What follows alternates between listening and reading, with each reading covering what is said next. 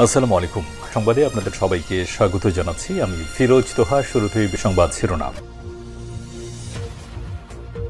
জানিয়ে দেব এই মুহূর্তে হাতে পাওয়া সর্বশেষ গুরুত্বপূর্ণ আপডেট বাংলা সংবাদ। শুরুতেই থাকছে হাসিনা পরিবারের দুর্নীতি, দেশে বিদেশে লেনদেনের সব নথি তলব। সাবেক প্রধানমন্ত্রী শেখ হাসিনা ও তার পরিবারের সদস্যদের মেগা দুর্নীতির ঘটনা অনুসন্ধানে বেরিয়ে আসছে চাঞ্চল্যকর তথ্য। প্রতিনিয়ত দুর্নীতির বিরুদ্ধে জিরো টলারেন্সের বক্তৃতা দেওয়া শেখ হাসিনার সন্তান, বোন, ভাগিনারা ছিলেন আকণ্ঠ দুর্নীতিতে নিমজ্জিত। নিজ ঘরেই তিনি রোপণ করেছিলেন দুর্নীতির বিষবৃক্ষ। চাঞ্চল্যকর এমন তথ্য পেয়েছে দুর্নীতি দমন কমিশন। জানাবো বিস্তারিত, সঙ্গে থাকুন। এবারে জানাবো, কাউকে বাদ দিয়ে জয়লাভ করা নির্বাচন জনগণের কাছে গ্রহণযোগ্য হয় না। জাতীয় চেয়ারম্যান জেম কাদের বলেছেন, বাধা সৃষ্টি করে প্রতিযোগিতা কমিয়ে কিছু হয়ে গেলাম, এটি অবাধ নির্বাচন হতে পারে না। আওয়ামী লীগ সেজন্য বড় ধরনের আঘাত পেয়েছে, যা জনগণ যথাযোগ্যভাবে তাদের দিয়েছে। ভবিষ্যতে এটি কেউ করতে চাইলে তাদেরও এ ধরনের আঘাত পেতে হবে। আমাদের ইতিহাস থেকে শিক্ষা নিতে হবে।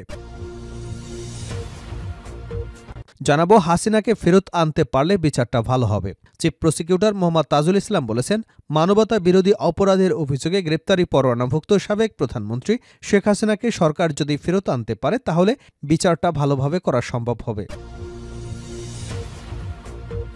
এদিকে রেলের বর্তমান অবস্থার কারণ জানালেন উপদেষ্টা ফাউজুল কবির। রেলপথ উপদেষ্টা ফাউজুল কবির খান বলেন, অপব্যয় হচ্ছে রেলের বর্তমান অবস্থার কারণে। মঙ্গলবার ঢাকা খুলনা রুটে ট্রেন চলাচলের উদ্বোধন করে তিনি এসব কথা বলেন। উদ্বোধনকালে উপদেষ্টা বলেন, আমাদের ব্যয় আশপাশের দেশের তুলনায় অনেক বেশি, এ খরচ কমাতে হবে, রেলের আয় দিয়েই একে চলতে হবে। আমাদের ব্যয় সাশ্রয়ী হতে হবে। রেলের বর্তমান অবস্থার কারণ অপব্যয়, তাই যেখানে যাত্রী বেশি হবে সেখানেই রেল থামবে। এবারে থাকছে দেশে পরীক্ষিত দেশপ্রেমিক শক্তি দুটি, একটি সেনাবাহিনী, অপরটি জামাত। আওয়ামী লীগ বাংলাদেশকে ভারতের কাছে ইজারা দিয়েছিল, ক্ষমতার জন্য ষড়যন্ত্র করে প্রাণ কেড়ে নিয়েছে বিডিআরের। রাত ৯টায় রংপুরের পাগলাপীরে জামায়াত আয়োজিত পথসভায় এসব কথা বলেন জামায়াতের আমির ডাক্তার শফিকুর রহমান। এবং সর্বশেষ জানাবো আন্তর্জাতিক সংবাদ। ইসরায়েলে হামলা অব্যাহত রাখার অঙ্গীকার ব্যক্ত করেছে ইয়েমেনের যোদ্ধারা। তারা বলেছে, ইসরায়েলের অভিযানের ঘোষণায় যোদ্ধারা ভীত নয়। মঙ্গলবার আল জাজিরার এক প্রতিবেদনে এ তথ্য জানানো হয়েছে।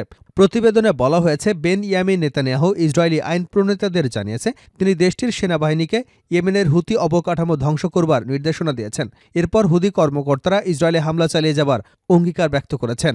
হুদির সুপ্রিম পলিটিক্যাল কাউন্সিলের সদস্য হেজাম আল আসাদ এক্স বার্তায় লেখেন, গাজায় আমাদের জনগণের বিরুদ্ধে আগ্রাসন বন্ধ না হওয়া পর্যন্ত আমরা থামব না। নেতানিয়াহু জানবেন যে নতুন মধ্যপ্রাচ্যের স্বপ্ন তার জন্য শাস্তি ছাড়া কিছুই নয়। এতক্ষণ শিরোনাম শুনছিলেন, এবার বিস্তারিত। প্রিয় দর্শক, আপনি যদি এই চ্যানেলে নতুন হয়ে থাকেন, ভিডিওটি দেখতে দেখতে চ্যানেলটি সাবস্ক্রাইব করে আমাদের সঙ্গে থাকুন। আর এই ভিডিও সম্পর্কে আপনি আপনার মূল্যবান মতামতটি কমেন্ট বক্সে জানিয়ে দিন। আর হ্যাঁ প্রিয় দর্শক, জানিয়ে দিন ভিডিওটি কোথা থেকে দেখছেন। হাসিনা পরিবারের দুর্নীতি, দেশে বিদেশে লেনদেনের সব নথি তলব। সাবেক প্রধানমন্ত্রী শেখ হাসিনা এবং তার পরিবারের সদস্যদের মেগা দুর্নীতির ঘটনা অনুসন্ধানে বেরিয়ে আসছে একাধিক তথ্য। প্রতিনিয়ত দুর্নীতির বিরুদ্ধে জিরো টলারেন্সের বক্তৃতা দেওয়া হাসিনার সন্তান, বোন, ভাগিনেরা ছিলেন আকুণ্ঠ দুর্নীতিতে নিমজ্জিত। নিজ ঘরেই তিনি রোপণ করেছিলেন দুর্নীতির বিষবৃক্ষ। চাঞ্চল্যকর এমন তথ্য পেয়েছে দুর্নীতি দমন কমিশনের অনুসন্ধান কর্মকর্তারা। রূপপুরসহ ৯টি প্রকল্পে হাসিনা পরিবারের ৮০,০০০ কোটি টাকার দুর্নীতি এবং শেখ হাসিনা, সজীব ওয়াজেদ জয়ের বিরুদ্ধে ৩০ কোটি মার্কিন ডলার, যা প্রায় ৩,৬০০ কোটি টাকা পাচারের অভিযোগে অনুসন্ধান করছে সংস্থাটির একাধিক টিম। প্রাথমিক অনুসন্ধানে শেখ হাসিনা, সজীব ওয়াজেদ জয়, তার ছোট বোন শেখ রেহানা এবং রেহানার মেয়ে টিউলিপ সিদ্দিকের বিরুদ্ধে নানা তথ্যপত্র সংগ্রহ করছেন তারা। সংশ্লিষ্ট সূত্রে পাওয়া গেছে এসব তথ্য। রোববার এ সংক্রান্ত প্রশ্নের জবাবে দুদক চেয়ারম্যান মোহাম্মদ আব্দুল মোমেন বলেন, এটা অনুসন্ধান পর্যায়ে রয়েছে।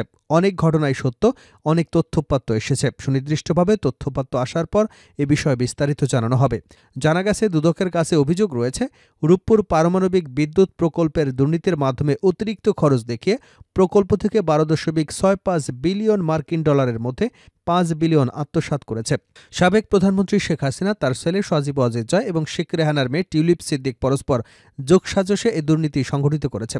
হাতিয়ে নেওয়া অর্থ মালয়েশিয়ার বিভিন্ন অফশোর ব্যাংক অ্যাকাউন্টের মাধ্যমে পাচার করেছেন তারা। প্রাথমিক অনুসন্ধানে দুদকের প্রাপ্ত তথ্যে জানা গেছে, টিউলিপ সিদ্দিকের চাচা তারিক আহমেদ সিদ্দিকী ছিলেন প্রধানমন্ত্রী শেখ হাসিনার নিরাপত্তা উপদেষ্টা।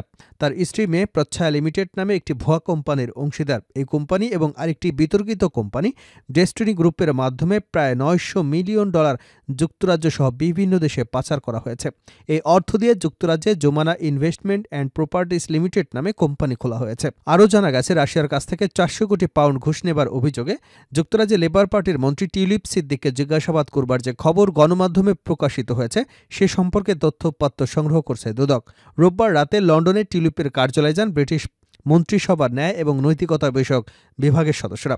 দুদক জানতে পেরেছে 2014 সালে যুক্তরাষ্ট্র বনাম রিজভী আহমেদ মামলায় সজীব ওয়াজেদ জয়ের নাম প্রথমবার অর্থ পাচারে সন্দেহভাজন হিসেবে উঠে আসে।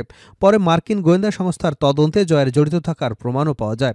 তদন্তে উঠে এসেছে হংকং, কেমেন আইসল্যান্ডের বিভিন্ন অফশোর অ্যাকাউন্ট থেকে যুক্তরাষ্ট্রের ওয়াশিংটন, নিউ ইয়র্ক এবং যুক্তরাজ্যের লন্ডনে অর্থ স্থানান্তরিত করা হয়। মার্কিন বিচার বিভাগের সিনিয়র অ্যাটর্নি লিন্ডা স্যামুয়েলস এবং স্পেশাল এজেন্ট লা প্রেভেট $300 মিলিয়ন বাংলাদেশ থেকে যুক্তরাষ্ট্রে স্থানান্তরের প্রমাণ পেয়েছেন। জানা গেছে, দুদকের বিশেষ অনুসন্ধান দল নির্বাচন কমিশন, পাসপোর্ট বিভাগ থেকে হাসিনা পরিবারের সদস্যদের পরিচয় সংক্রান্ত নথি সংগ্রহ করেছে। এরপর এসব নথি তথ্য উল্লেখ করে বাংলাদেশ ফিনান্সিয়াল ইন্টেলিজেন্স ইউনিটের কাছে সংশ্লিষ্ট ব্যক্তিদের বিদেশি ব্যাংক অ্যাকাউন্টে নথি এবং বিবরণ চেয়ে চিঠি পাঠানো হয়েছে। কাউকে বাদ দিয়ে জয়লাভ করা নির্বাচন জনগণের কাছে গ্রহণযোগ্য হয় না, জেএম কাদের।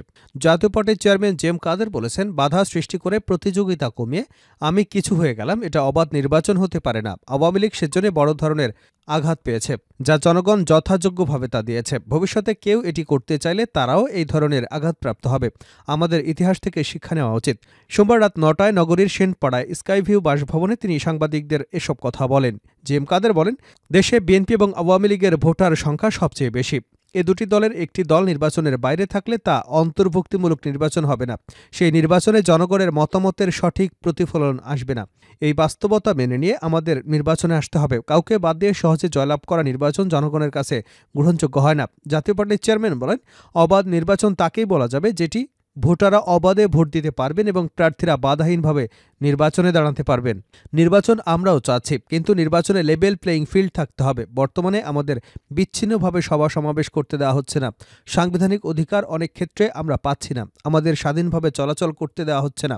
এই লেভেল প্লেয়িং ফিল্ড ছাড়া যে উদ্দেশ্য নির্বাচন দেওয়া হচ্ছে তা লক্ষ্য পূরণ করবে না। তিনি আরও বলেন, তত্ত্বাবধায়ক সরকার ব্যবস্থা প্রচলন করা হয়েছিল হুসেইন মোহাম্মদ এরশাদের আমলে। সরকার থেকে দল বের হবে, এই দল নির্বাচন করলে তখন লেভেল প্লেয়িং ফিল্ড থাকে না। এর জন্য তত্ত্বাবধায়ক সরকার হয়েছিল, যেন নিরপেক্ষভাবে নির্বাচন করা সম্ভব হয়। এখন যদি ওনারা রাষ্ট্রীয় পৃষ্ঠপোষকতায় দল করেন তবে লেভেল প্লেয়িং ফিল্ডের বেসিক কনসেপ্ট ব্যাহত হবে। সেই সঙ্গে আইনশৃঙ্খলা বাহিনী যদি কোনো দলের লোক হয় এবং আওয়ামী লীগের আমলে যা হয়েছে সেটিরই যদি পুনরাবৃত্তি ঘটে তবে সেই নির্বাচন গ্রহণযোগ্য হবে না। হাসিনাকে ফেরত আনতে পারলে বিচারটা ভালো হবে, তাজুল ইসলাম। চিফ প্রসিকিউটর মোহাম্মদ তাজুল ইসলাম বলেন, মানবতা বিরোধী অপরাধের অভিযোগে গ্রেপ্তারি পরোয়ানাভুক্ত সাবেক প্রধানমন্ত্রী শেখ হাসিনাকে সরকার যদি ফেরত আনতে পারে তাহলে বিচারটা ভালোভাবে করা সম্ভব হবে। মঙ্গলবার শেখ হাসিনাকে ফেরত পাঠাতে ভারতের কাছে সরকারের আনুষ্ঠানিক চিঠি পাঠানোর বিষয়ে অভিমত জানতে চাইলে চিফ প্রসিকিউটর সাংবাদিকদের কথা বলেন। তিনি বলেন, আমাদের রিকোয়েস্টের ভিত্তিতেই রাষ্ট্র এ বিষয়ে ব্যবস্থা নিয়েছে। রাষ্ট্র রাষ্ট্রের কাজ করেছে, তাকে ফেরত পাওয়ার জন্য কূটনৈতিক চ্যানেলে চেষ্টা করা হচ্ছে। সরকার যদি তাকে ফেরত আনতে পারে তাহলে বিচারটা আরও ভালোভাবে করা সম্ভব হবে। পররাষ্ট্র উপদেষ্টা বলেন, মানবতা বিরোধী অপরাধের অভিযোগে গ্রেপ্তারি পরোয়ানাভুক্ত শেখ হাসিনাকে ফেরত পাঠাতে ভারতের কাছে চিঠি পাঠিয়েছে বাংলাদেশ। রেলের বর্তমান অবস্থার কারণ জানালেন উপদেষ্টা ফাউজুল কবির। রেলপথ উপদেষ্টা ফাউজুল কবির খান বলেন, অপব্যয় হচ্ছে রেলের বর্তমান অবস্থার কারণে। মঙ্গলবার সকালে ঢাকা খুলনা রুটে ট্রেন চলাচল উদ্বোধন করে তিনি এসব কথা বলেন। উদ্বোধনকালে উপদেষ্টা বলেন, আমাদের ব্যয় আশপাশের দেশের তুলনায় অনেক বেশি। এ খরচ কমাতে হবে, রেলের আয় দিয়েই একে চলতে হবে। আমাদের ব্যয় সাশ্রয়ী হতে হবে। রেলের বর্তমান অবস্থার কারণ অপব্যয়, তাই যেখানে যাত্রী বেশি হবে সেখানে রেল থামবে। এর আগে কমলাপুর রেলওয়ে স্টেশনে পৌঁছলে এর উদ্বোধন করেন রেলপথ মন্ত্রণালয়ের উপদেষ্টা মোহাম্মদ ফাউজুল কবির খান। অনুষ্ঠানে সভাপতিত্ব করেন রেলপথ মন্ত্রণালয়ের সচিব মোহাম্মদ ফাহিমুল ইসলাম। রেলপথ মন্ত্রণালয় থেকে জানানো হয়েছে, খুলনা ঢাকা খুলনা রুটে জাহানাবাদ এক্সপ্রেস এবং বেনাপোল ঢাকা বেনাপোল রুটে রূপসী বাংলা এক্সপ্রেস সাপ্তাহিক একদিনের বিরতি রেখে নিয়মিত যাতায়াত করবে। এই রুট চালু হওয়ায় যাতায়াতে সময় কমেছে। নতুন চালু করা এই ট্রেনে মাত্র 4.5 ঘন্টায় ঢাকা থেকে খুলনা অথবা বেনাপোলে পৌঁছানো যাবে। অথচ বর্তমানে ট্রেনে ঢাকা থেকে টাঙ্গাইল ঈশ্বরদী হয়ে খুলনা যেতে সময় লাগে 9 ঘন্টা 30 মিনিট এবং রাজবাড়ী হয়ে বেনাপোল যেতে সময় লাগে 7 ঘন্টা 35 মিনিট।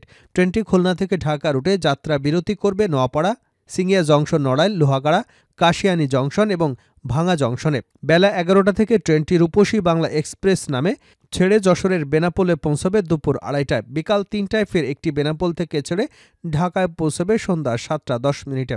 রাত 8টায় ট্রেনটি জাহানাবাদ এক্সপ্রেসে নেমে আবার ঢাকা থেকে যাত্রা করে খুলনায় পৌঁছবে রাত 11টা40 মিনিটে। জানা গেছে, প্রথম দিন খুলনা থেকে 553 জন যাত্রী নিয়ে ছেড়ে যায় ট্রেনটি। রেলওয়ে মহাপরিচালক সহ ঊর্ধ্বতন কর্মকর্তারা খুলনা থেকে ট্রেনে করে ঢাকায় যান। তবে খুলনা প্রান্তে ছিল না কোনো উদ্বোধনী অনুষ্ঠান। বাংলাদেশ রেলওয়ের মহাপরিচালক মোহাম্মদ আফজাল হোসেন জানান, বিদেশ থেকে ট্রেনে নতুন ইঞ্জিন এবং বগি আনা হচ্ছে। 6 মাস পর এই রুটে নতুন আরও ট্রেন যুক্ত করবার পরিকল্পনা রয়েছে। খুলনা ঢাকা রুটে ট্রেনের ভাড়া শোভন চেয়ার 445 টাকা, স্নিগ্ধা 740 টাকা, এসি সিট 885 টাকা এবং এসি বাত 1330 টাকা। ভাড়া একটু কমালে এবং ট্রেনের সংখ্যা বাড়ালে এই রুটে যাত্রা আরও জনপ্রিয়তা পাবে বলে মনে করছেন যাত্রীরা। সপ্তাহে সোমবার ব্যতীত 6 দিনই চলবে জাহানাবাদ এক্সপ্রেস এবং রূপসী বাংলা এক্সপ্রেস ট্রেন। 12টি বগি নিয়ে ট্রেনের সিট রাখা হয়েছে 768টি।